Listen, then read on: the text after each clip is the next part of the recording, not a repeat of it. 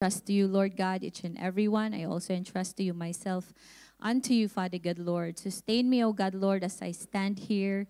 Lord, itago mo po ako, Panginoon, sa iyong likuran. Ikaw lamang ang maitaas at makita, Panginoon. Put words into my mouth, O God, Lord. And I know, Lord God, that your word today, Lord God, will not return to you empty, Father God, Lord, but it would accomplish the very purpose why it is being sent again today, Father God, Lord. All glory to you, Father God, Lord, as we sit, as we listen to your word, O God, Lord. Cover us with your most precious blood and surround us with your presence, with your glory, O God, and may the power of your word, O God, Lord, penetrate the deepest parts of our heart. This is our prayer in Jesus' name. Amen. So before we sit down, let us read our vision, our GGCC vision. Let's go. Redeeming Grace Gate Community Church is a Christ-like community where everyone is a minister of God's word. Okay, go on.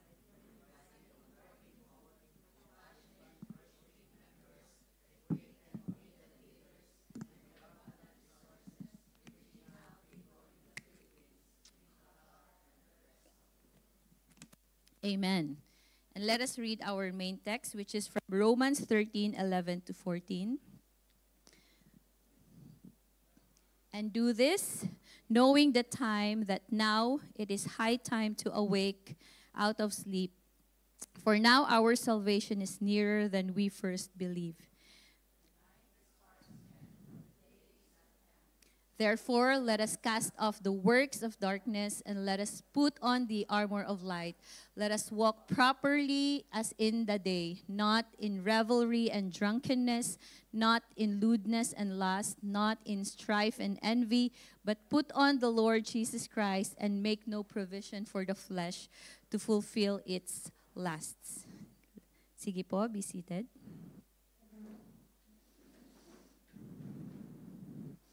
Amen. So, sino po dito yung mahirap gisingin? Lahat madaling magising. And sino naman, di ba mas mahirap gisingin yung nagtutulog-tulugan. Di po ba?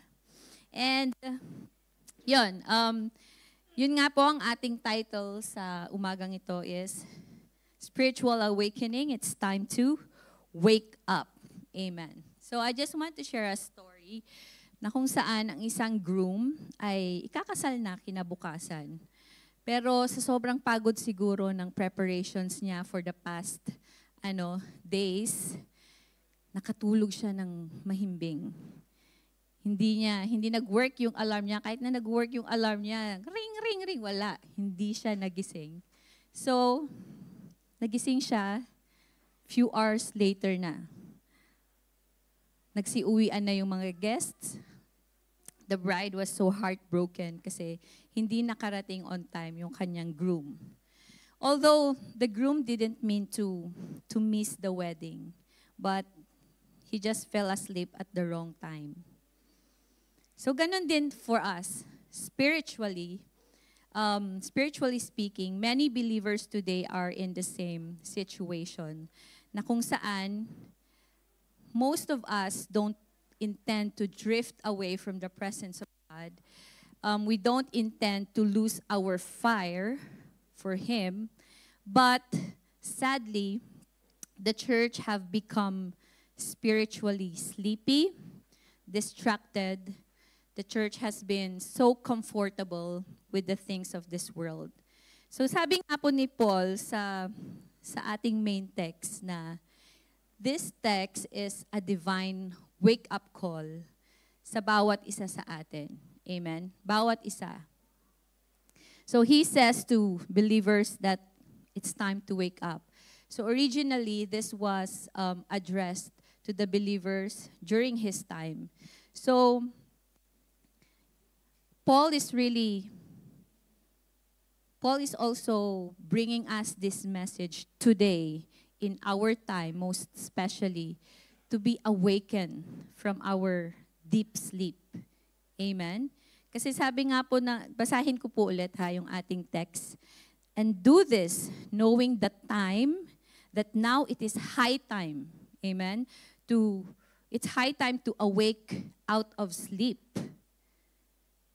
So, the church should recognize the time, our time now. Because it's high time. It's urgent for us to be awake. Hindi lang awake, kundi to be alert. Amen? So, Paul begins by reminding believers back then and us these times to be aware. Kailangan nating maging aware about the time that we have right now. Amen? The time that we are living in. So, pag sinabi nating we should know the time or knowing the time, it means having this spiritual discernment. Amen? So, what does this mean? Spiritual discernment is understanding that the past that had happened, the history, is really moving towards toward God's ultimate fulfillment of His plan. And also, spiritual discernment means it is the capacity of each one of us to really perceive, to really understand and see spiritual realities accurately. Hindi lang yung nakikita ng physical eyes natin, kundi na-discern din natin, na-perceive natin, na-intindihan natin kung ano yung nangyayari in the spiritual realm. Amen? So, this spiritual discernment is to see things the way God sees them. Amen? The things that is happening around us or yung mga bawat nangyayari sa buhay natin. So, yung spiritual discernment, hindi lang siya talino natin, sariling talino or sariling pag-iisip natin. But spiritual discernment involves, or it should be guided by the Word of God. Amen? Number one. And it should be guided by the Holy Spirit. And it is, and nasya-sharpen yung spiritual discernment ng isang tao if nasya-sharpen yon sa pagbabasa ng salita ng Panginoon, sa pananalangin, sa paniniig sa ating Panginoon. Hindi nakukuha basta-basta ang spiritual discernment just by, reading other books or acquiring knowledge from this world. That's not spiritual discernment, but intellectual or knowledge na nangyayari sa mundo. So that is so different. So in short, spiritual discernment is seeing things the way God sees the things that is happening around us. So again, Paul is really reminding us that there is an urgency of the hour, amen, that we are in the last days. When we say last days kasi, it is the period between Christ's resurrection and His coming or His return. So kumbaga, yung sa timeline natin, dito siya yung time na nag-resurrect siya, bumalik siya sa langit, and dito yung return niya, nandito na tayo sa final chapter. Do you believe that? Do you believe that we are one day closer to His coming? Because people have been talking about this many years ago. Diba? Tinuturo na nga sa time pa lang ni Apostle Paul. Doon pa lang sinasabi na wake up. So what more ngayon? Diba? Many years have passed. So meaning we are closer to that return of Jesus Christ. Amen? So, we have seen, all our ancestors, they have also seen what are the signs of the last days. Kasi ngayon, sa panahon natin, nalalaman na natin lahat. Unlike before na ang dami nang nangyayari sa mundo, pero hindi sila aware. But now, God is using also social media and other ways na makapagsagap tayo ng mga iba't ibang balita. Diba? We've learned a lot of things na nangyayari about the world. There are so many things. And it depends on you kung ano yung mga nakikita nyo sa social media or ano yung mga pinapakita sa inyo ng Panginoon na nangyayari sa mundo na may kinalaman sa papalapit na kanyang pagdating. And some of those signs are the global turmoils na nangyayari. Amen? Like wars, nandyan yung famine, and recently lang, di ba, na talagang Philippines was literally shaken because of the earthquake. And ngayon na naman, nandyan na naman yung pinagmamask na naman sila sa Pilipinas. So, and also, because of that earthquake na sobrang daming nangyari, hindi lang physical na nayanig talaga yung Pilipinas, kundi spiritually, they were shaken. Amen? Even tayo na nandito sa malayo. Kasi, kung nakita nyo yung mga videos, diba, ang daming nagsistart na, Lord, Lord! Kahit lumilindol na naka-video pa rin. Lord, Lord, help us! Diba, ang dami nang tumatawag sa pangalan ng Panginoon. So, we could really see na the moment yung fall nila Adam and Eve, the earth started to groan.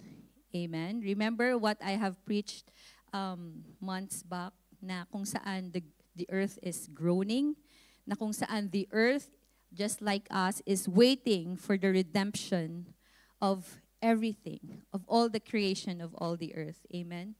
So, and also, aside from all the famines and wars and earthquakes na nangyayari, nagkakaroon din ng moral collapse. Amen? People loves themselves. Di ba? These days, talaga namang napopromote yung self-love, napopromote yung about sa sarili mo, about your self-pride, nandyan yung love of money, nandyan yung pleasure, love of pleasure more than love of God. And nowadays, truth is being twisted, yung tama nagiging mali, yung mali ginagawang tama. And it is also being celebrated. Kung ano yung mali, sineselebrate nila. And one more thing, aside from the global turmoils, the moral collapse, one of the signs is that deception and drift. So, there are a lot of religions coming in.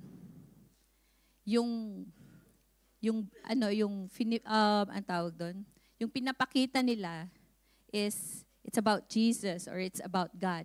But at the back of it, at the back of that religion, it's all about false teachings. Amen. It's not about Jesus. So, instead of them, those religions leading people closer to Jesus, they are leading them astray because of false teachings and everything. So, yung faith, yung pananampalataya ng isang tao ay, imbis na palapit, ay lumalayo or lumiliko sa hindi tamang paraan. And also, another signs are those that are happening. Israel itself, this country, all eyes ay nasa kanya talaga.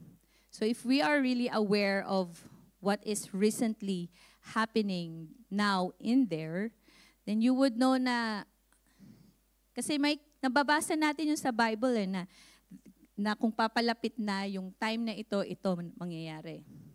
So if you are really aware of it, if you know what is in your Bible, you would really discern that the time is coming. And no one knows. I don't know when. Kahit sinong pastor or anuman, walang nakakaalam kung kailan. But we know that He is coming. Amen? That's why I believe na God is really giving us His grace, the time to really be awakened. Diba? God is so gracious. He's still waiting for a lot of our brothers and sisters na hindi pa nakakilala para mabuksan yung kanilang mga mata sa katotohanan. So God is really giving us more time to repent and to go back to Him. So, yun. Look at what is happening there. Those are the things that you would discern that really the Lord is coming soon. And nations are really nakafocus sila ngayon sa bansang ito. And also, one good thing is that one of the signs is that the gospel, the word of the Lord, the good news of salvation is advancing. Are you happy with that? Do you believe that? Na despite all the immorality na nangyayari, nakikita natin, the gospel is really working in the hearts of many, many, many people. Do you know that? Do you believe in that? The gospel is really reaching every nation, every tribe. We have seen a lot na I have seen lately na yung mga tao sa pinaka-liblib na lugar, hindi ko lang parang liblib na lugar ng Indonesia, they were so very happy kasi na-translate na yung buong Bible sa kanilang language. So they were so very happy na they could really understand na kung ano yung binabasa nila. And also, in America, also in the Philippines, I have seen a lot of people coming back to Jesus Christ. Marami nang bumabalik ulit na magsimba, marami ulit ngayon nagbubukas na ng kanilang mga Biblia na matagal lang hindi nagbubukas. So, kahit na may ginagawa ang kaaway, mas lalong may ginagawa ang Panginoon sa kalagitnaan ng bawat isa. Amen? Kaya double job or nagdo-double time yung kaaway na maagaw ang isang kaluluwa at mapunta sa kanya. But God is doing something great. He is using a lot of pastors and missionaries all over the world to reach out many souls. But sadly, ito din yung downside niya is that a lot of pastors and missionaries are being persecuted. Hindi na to bago sa atin na mga Kristiyano. But ang dami talagang pinapatay, ang daming kinukulong na mga pastors and missionaries dahil sa pag-share ng salita ng Panginoon. But that's how it is.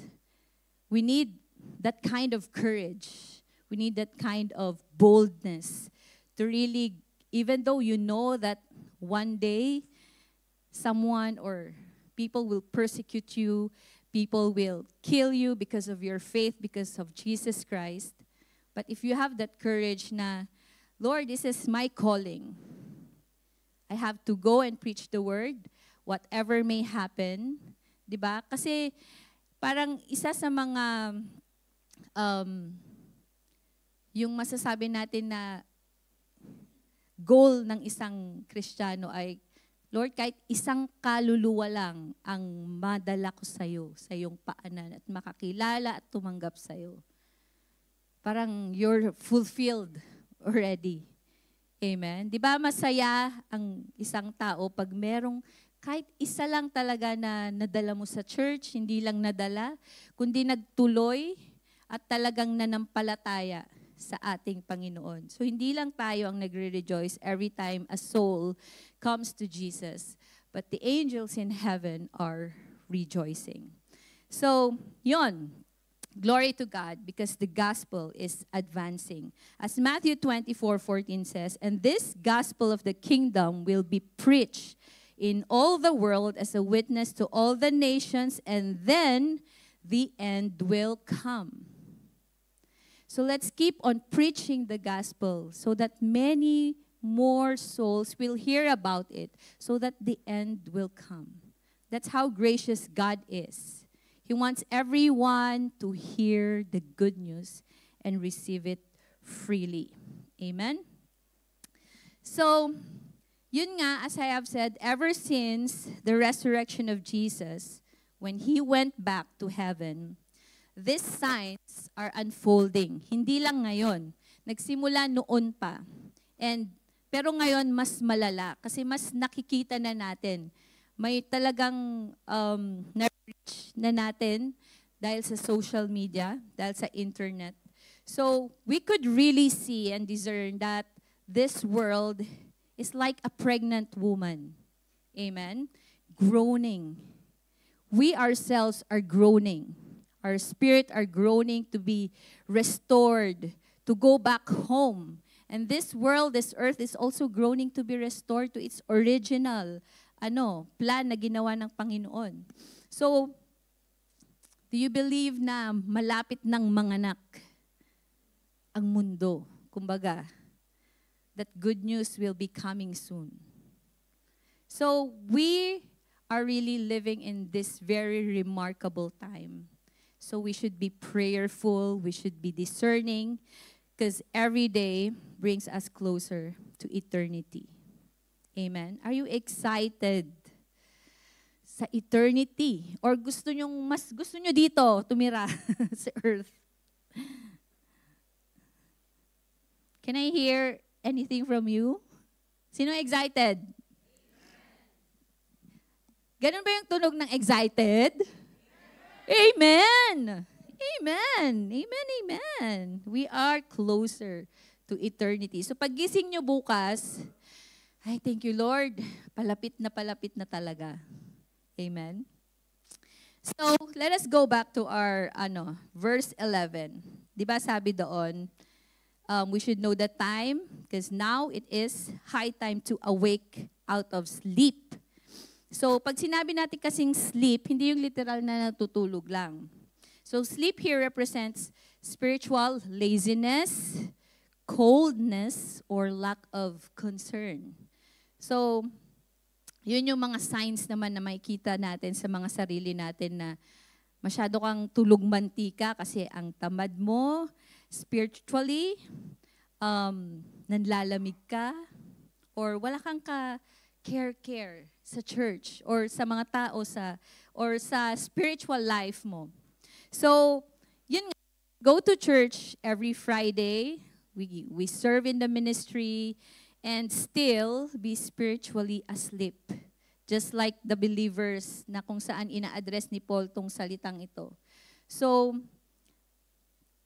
these people, so imagine them during that time, and tayo din during these times, we have seen ourselves that we have grown comfortable and distracted by this world.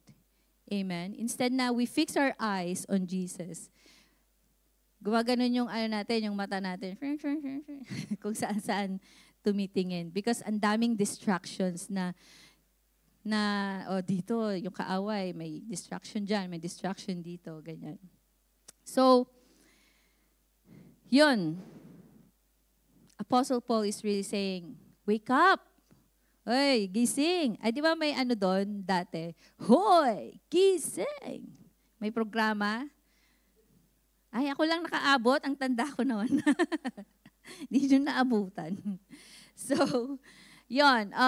Again, Paul, this call is very urgent to all of us. Amen. It's high time to wake up, to stop living passively and start living actively for Christ. Hindi ibig sabihin na, parating na si Lord. Hindi ibig sabihin na hihiga na lang tayo, hihintayin na lang natin yung pagdating niya, na walang ginagawa. We really have to wait actively. We still have to do our everyday na ginagawa. We still go to work. But we wait actively. We still have to do the things God wants us to do.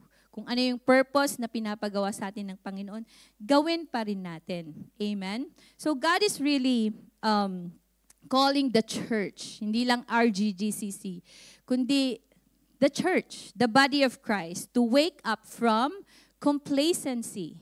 Pag sinabi natin complacency, yung nagiging komportable ka na kung saan mas importante yung comfort mo kesa yung commitment mo.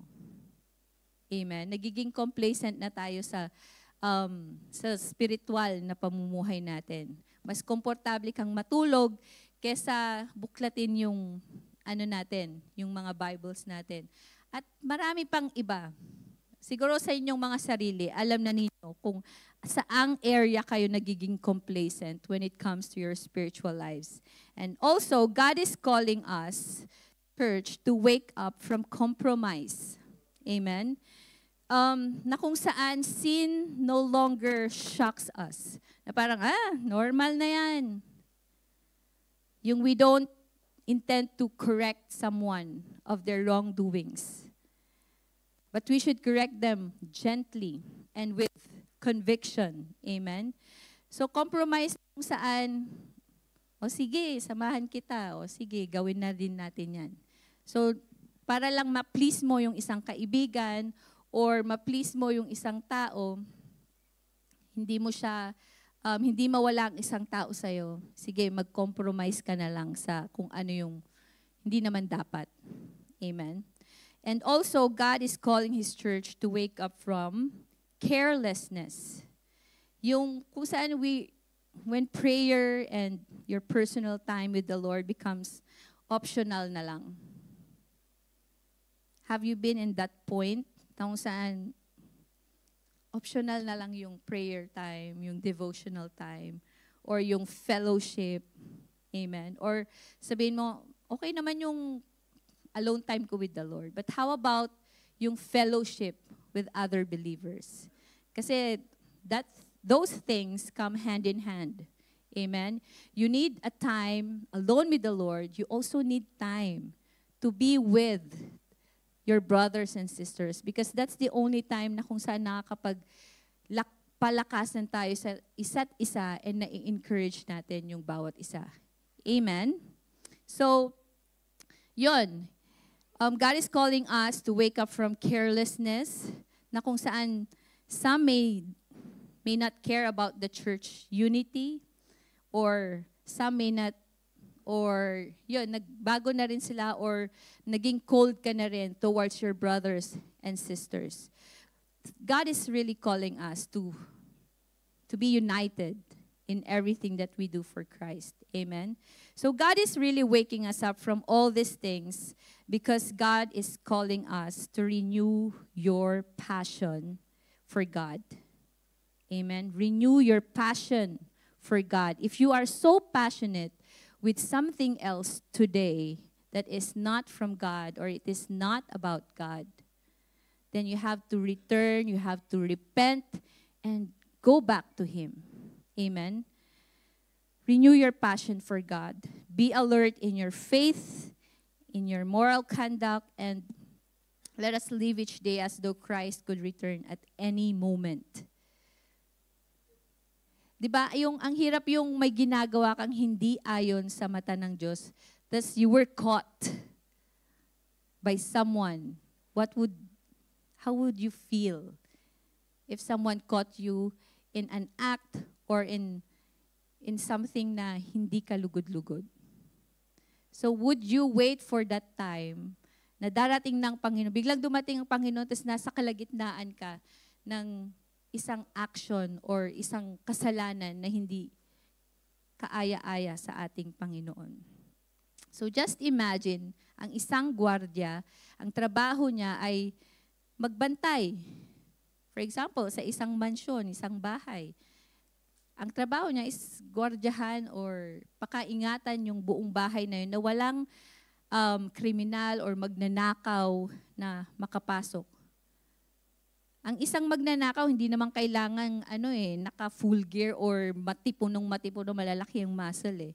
Pero kasi pag alam ng isang magnanakaw or isang kriminal na yung nagbabantay ay tulog na tulog.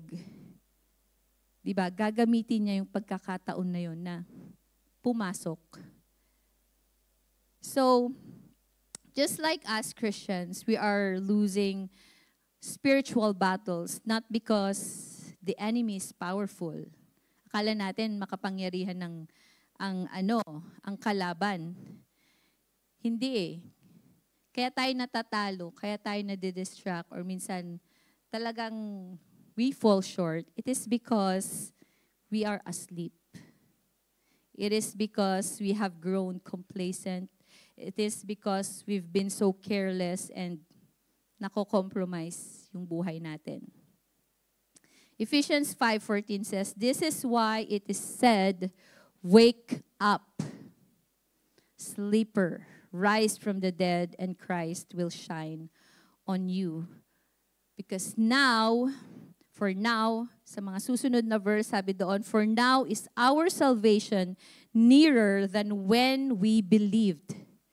So palapit na talaga.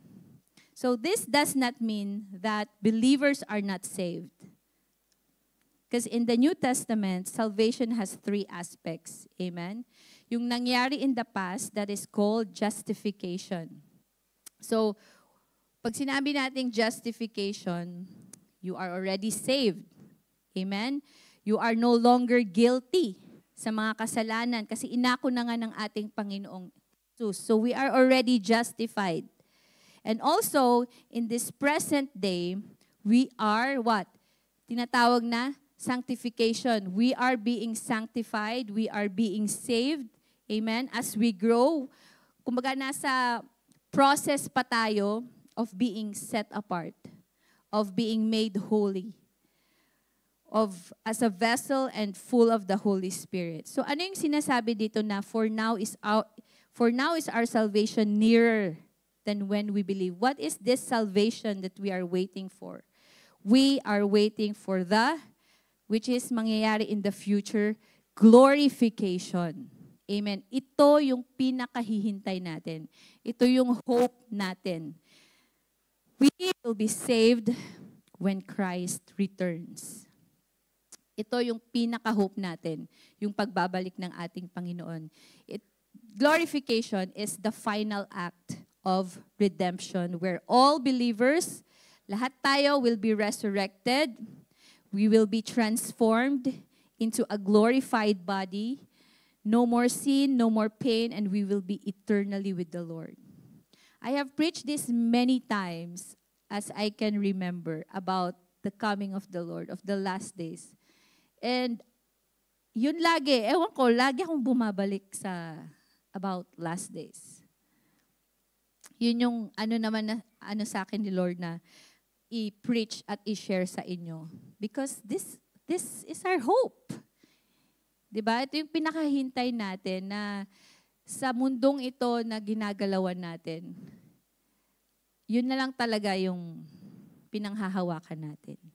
Amen? To be going home, to be with the Lord, to be with the people we love na nauna na sa atin. So, yun, we are waiting for this glorification. Amen? Na kung saan the earth will also be restored. So, hindi lang tayo yung naghihintay ng glorification, ng restoration.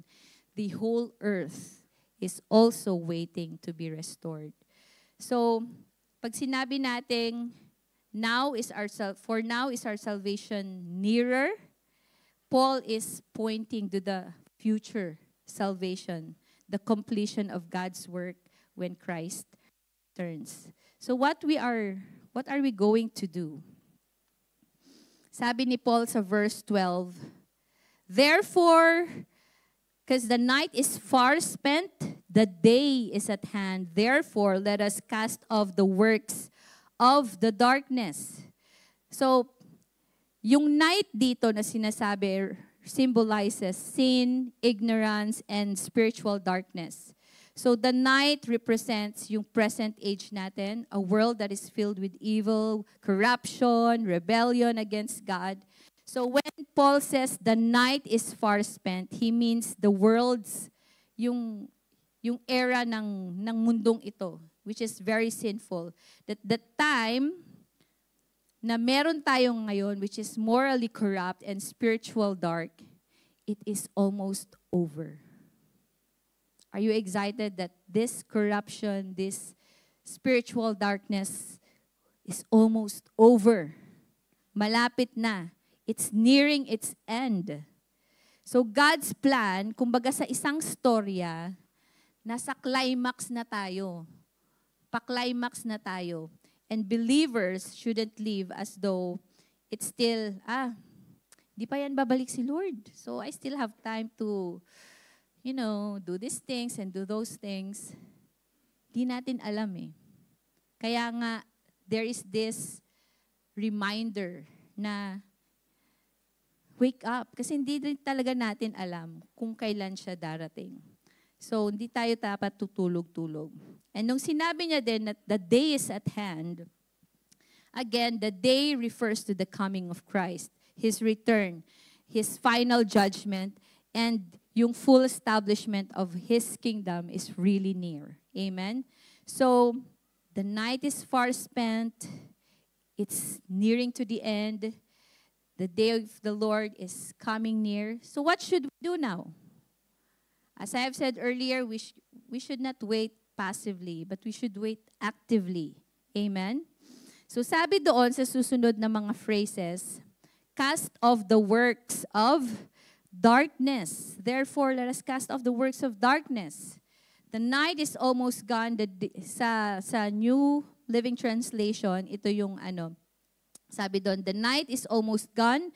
The day of salvation will soon be here. So remove your dark deeds like dirty clothes and put on the shining armor of right living. Amen. Di ba, pag ang isang damit na suot-suot mo, mabaho na, isusuot mo pa kinabukasan at sa mga susunod. Favorite ko kasi ito eh. Kaya suot. Kahit mambaho na, sige, suot mo pa rin. Pero just like just imagine those clothes, dirty and filthy clothes represents your sins, your habitual sins, your secret sins. Ginagawa mo pa rin araw-araw. 'Di ba? Kahit na hindi ka man physical na mabaho, pero spiritually you are already filthy. So gagawin mo pa rin ba 'yon?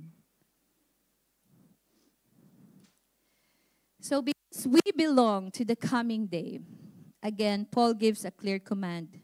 Get rid, sabi nga doon, get rid of sinful behaviors that belong to the old life. Diba, pinatawad na tayo ng Panginoon, nilinis na tayo ng ating Panginoon. Ba't ka pa babalik sa old life mo? Ang dami mo nang nalabhan na mga damit. Bakit isusuot mo ulit yung sinuot mo nung 3 araw na? Diba?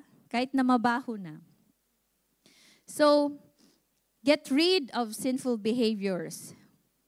Get rid of moral compromise, secret sins, and worldly attitudes. So, examples niyan ay nakalista sa verse 13. So, ano ba yung mga nakalistang yun? Paul mentioned these sins because nakikita niya during that time na ginagawa ng tao. So, ito yung mga kailangan yung i-let go. Number 1, revelry and drunkenness, lewdness and lust, strife and envy. So, alam nyo naman na yung drunkenness, pag-inom, revelry, living for pleasure na talagang parang wala nang bukas. Lewdness and lust. It's all about your sexual pleasures na ginagawa outside of marriage. Strife and envy. Those are your attitudes towards other people. So more of that later. So we cannot really experience spiritual awakening or restoration or revival sa spirit natin if we keep all those sins, old habits and secret sins. Amen? Gusto mong magbago, pero ginagawa mo pa rin, paulit-ulit. How will you be changed? Amen? So, spiritual awakening requires repentance. Kasi hindi mo kayang gawin na ikaw lang. Amen? Hindi natin kayang magbago na sa sarili nating kalakasan. It really requires intentionally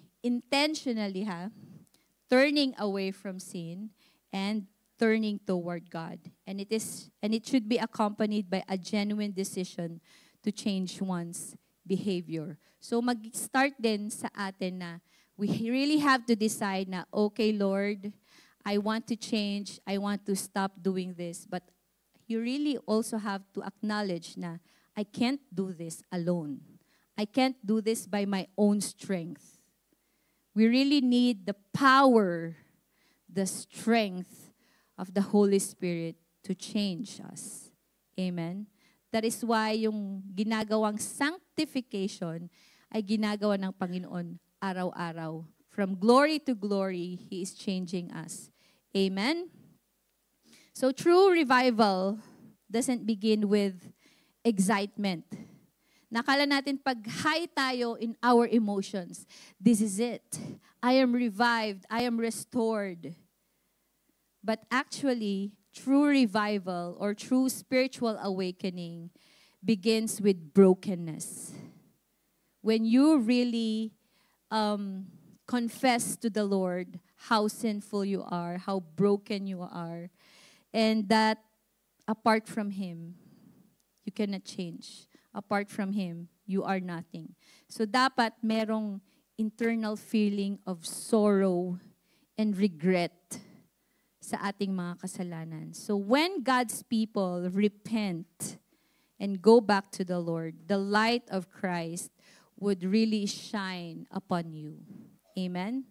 So again, you cannot change with your own strength. You cannot change then abruptly, agad-agad. Hindi natin kaya yon. Although meron din talaga na parang paggising nila, may panawagan ng Panginoon sa kanya na tama na yung pag-iinom mo. Tapos siya, ito narinig kong sa Tony Talks yata to, na paggising niya, basta ayaw na lang niya talaga sa alak.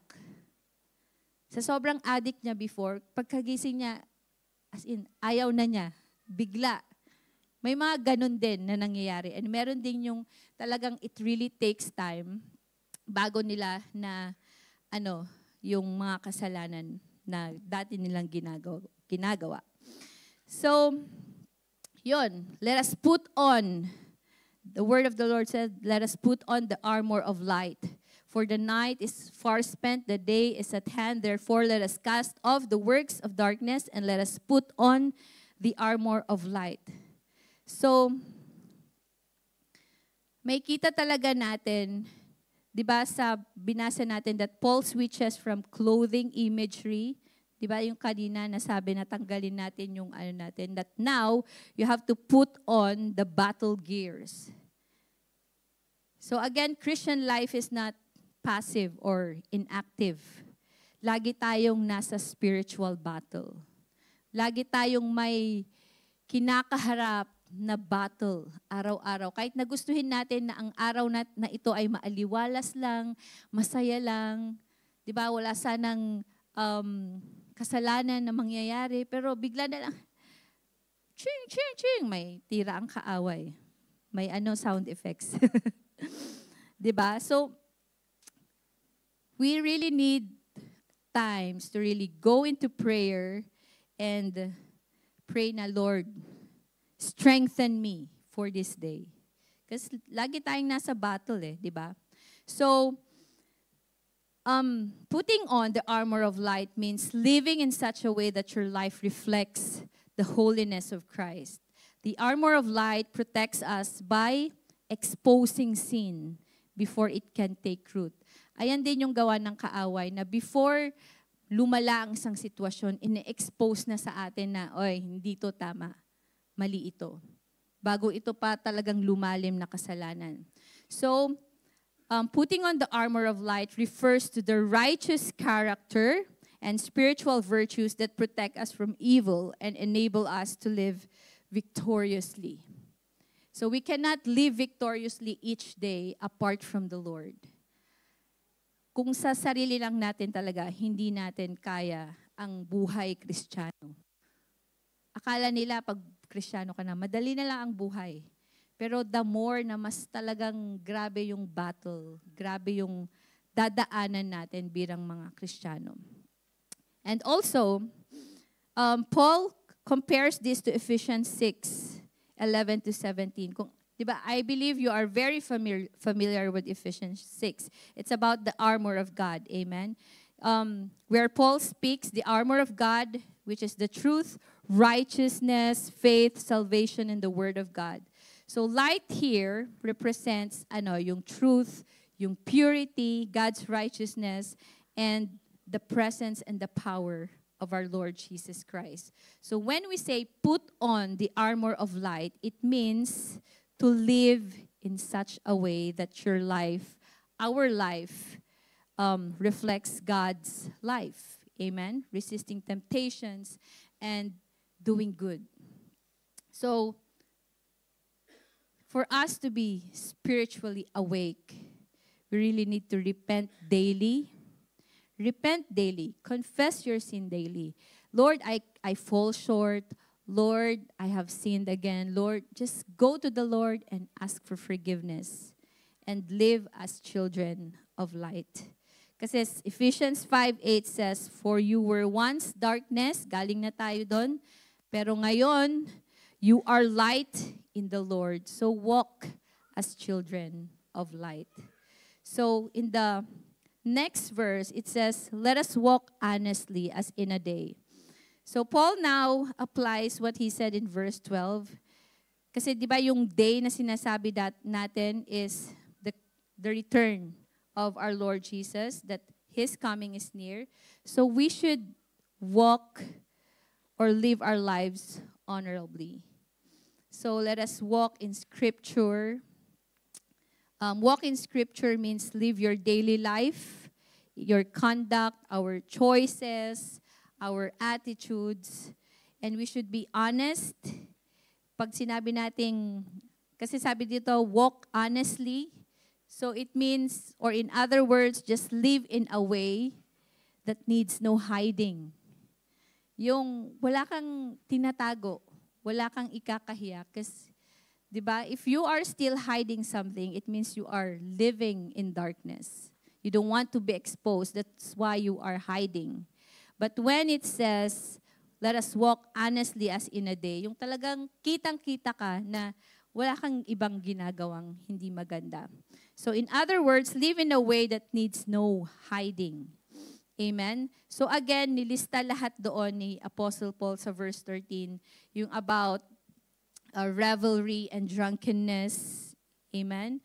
Nandun din yung chambering and wantonness. It means sexual immorality or bedroom sins. So kung yung mga first three na binanggit ni Apostle Paul, those are called the pleasure sins. Amen? Na kung saan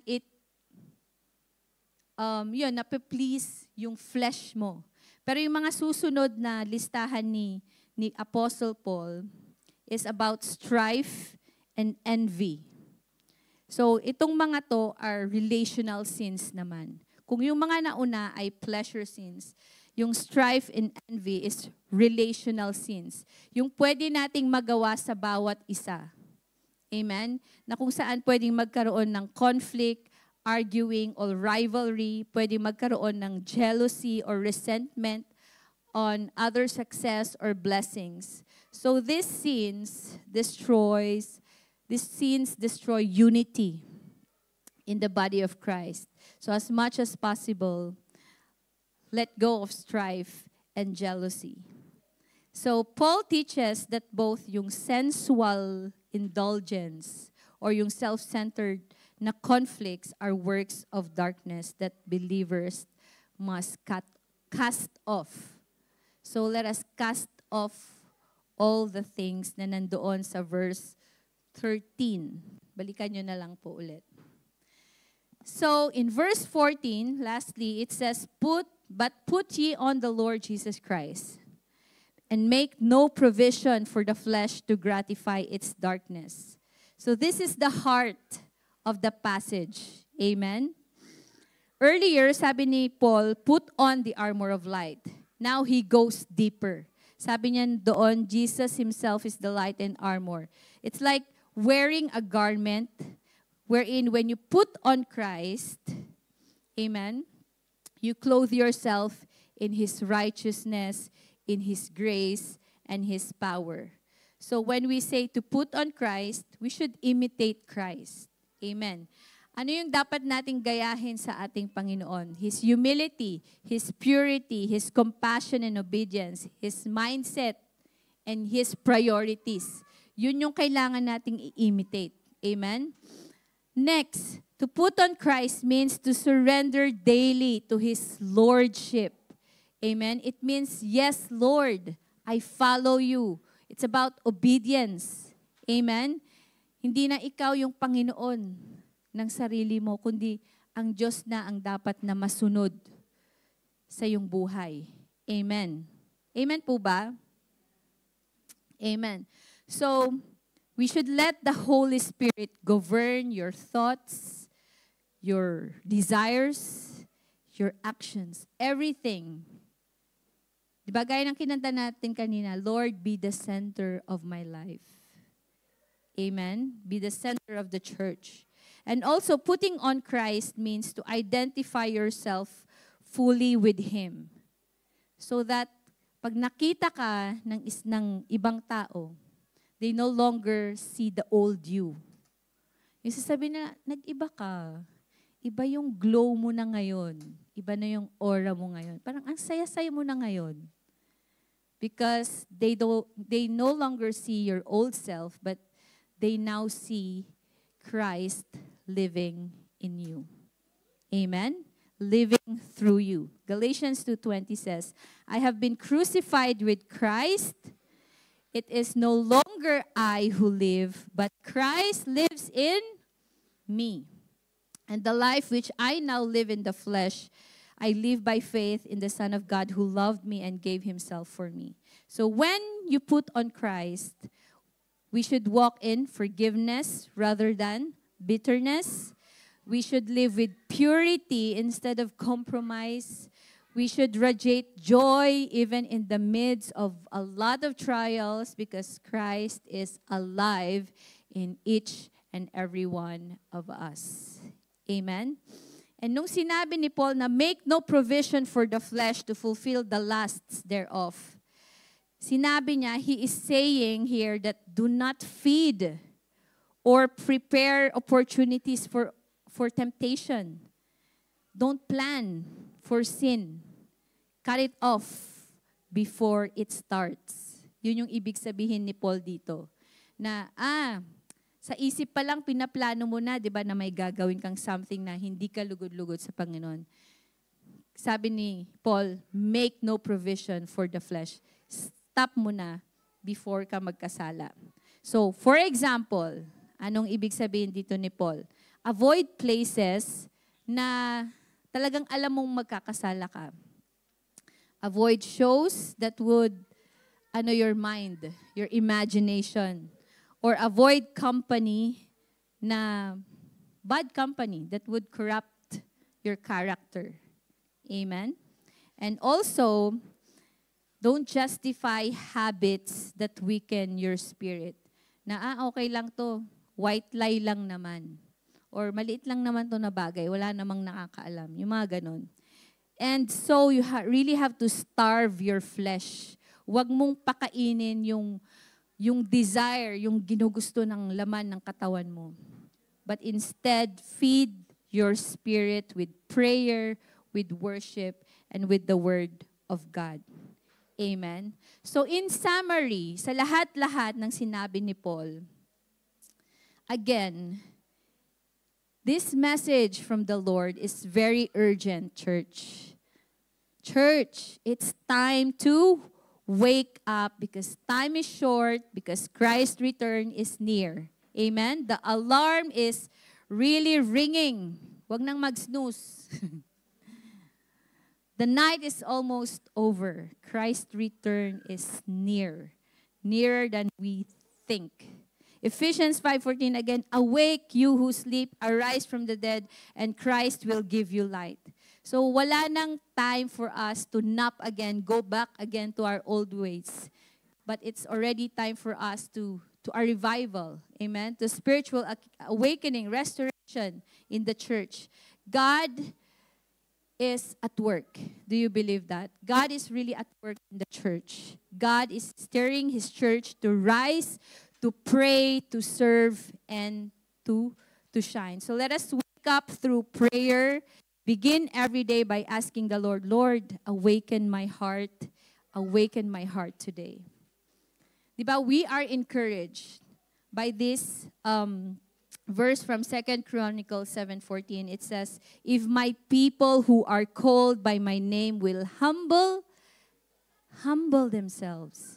Just humble yourselves and pray and seek my face and turn from their wicked ways. Then I will hear from heaven and I will forgive their sin and will heal their land. So this is our prayer for our beloved country, Philippines, and all nations. So, number 1, wake up. Second, clean up. Cast off all the works of darkness and live as light, as children of light. Amen? Clean up through repentance. And third, dress up. Hindi lang gigising ka but dress up and rise up. Amen? Put on the Lord Jesus Christ and let His life shine upon each and every one of you. Amen? So maybe now or the last few days or months, you've felt na you are spiritually tired or distant from the Lord because of all the distractions from this world. Or maybe the fire you once had for God has grown cold. Nanlalamig ka na ngayon. Today, the Holy Spirit is telling you, is speaking towards you. Wake up. Return to your first love. Your first love is Jesus because the day is at hand. Let us all rise up and let us pray. Hallelujah. Father God, Lord, we thank you once again for this wonderful time that you have given us. Thank you, Lord, for this urgent call, for this reminder, O God, Lord, that indeed, O Lord God, you are telling us that the day is at hand, that your return is nearer and coming nearer and closer, Father God, Lord. And you want us, O God, Lord, to be prepared, O Lord God. You want us, Lord God, to be in a situation, Father God, Lord, where our hearts are right before you, Father God, Lord. Lord, it is my prayer, Father God, Lord, na ang iba man sa amin ay nanlalamig, Father God, Lord, or still struggling with old sins, secret sins, Father God, Lord. Lord, we humbly come before you, Father God, Lord, asking for forgiveness, Lord God. We ask, Father God, Lord, that you cleanse us, sanctify us through and through, O God, Lord, setting us apart, O God, Lord, making us holy, changing us, O Lord God, from glory to glory, Father God. Lord, we also acknowledge, O Lord God, that apart from you, Lord God, we cannot change, O God. Apart from you, Father God, Lord, we don't have the power, Lord God, to be restored or to be revived, O God, Lord. It all starts, O God, Lord, by calling upon you, Lord God, returning towards you, Father God, Lord. And I pray, Lord God, that as we go home today, Lord, as we live each day, Father God, Lord, we will wait actively for your coming, Father God, Lord. We will live a life that imitates your Son, Jesus Christ, Father God, Lord. Lord, enable us, empower us, O Lord God. Empower the church, O God, Lord, to change her ways, O Lord God, to live a life that is pleasing to you, Father God, Lord. And I also pray, Lord, that you will continue to empower the church. Give us the courage, the boldness, O Lord God, to share the gospel to our family members, to our friends, to our workmates, O God, Lord, even to strangers, Father God, Lord. I know, Father God, Lord, that you are working mightily in our midst, O God, Lord, for you are the God of the harvest, O God, Lord. You are, Father God, Lord, drawing many, many more souls towards you, Father God, Lord. And the day will come that you will come and return to take us back home with you, eternally with you, Father God, Lord. Lord, I just pray, Lord God, na we will take seriously, Father God, Lord, our relationship with you, Father God, Lord. To really seek your face, O Lord, seek your word, O God, not the things of this world, Lord, but to really give time for prayer, for fellowship, for reading your word, O God, Lord, and for sharing your word, Father God, Lord. Lord, lahat ng purpose mo, lahat ng plano mo sa bawat buhay ng bawat isa, Panginoon, ay mapangyari, Panginoon. Lord, hindi lamang po sa everyday na ginagawa namin, Panginoon, but most importantly, Lord God, the things that you want us to do for your kingdom, O God, Lord. Lord, we thank you for this divine wake-up call, O God, Lord. Forgive us for the times that we've grown complacent or distracted.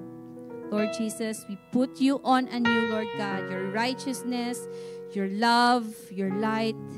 And And I pray, Lord, that the Holy Spirit will breathe revival in our hearts, oh God, and in this church, oh God, Lord. Awaken us to your glory, oh God, Lord, and by your power, let us walk as children of light, oh God, Lord, until the day we see you face to face. In Jesus' name, amen.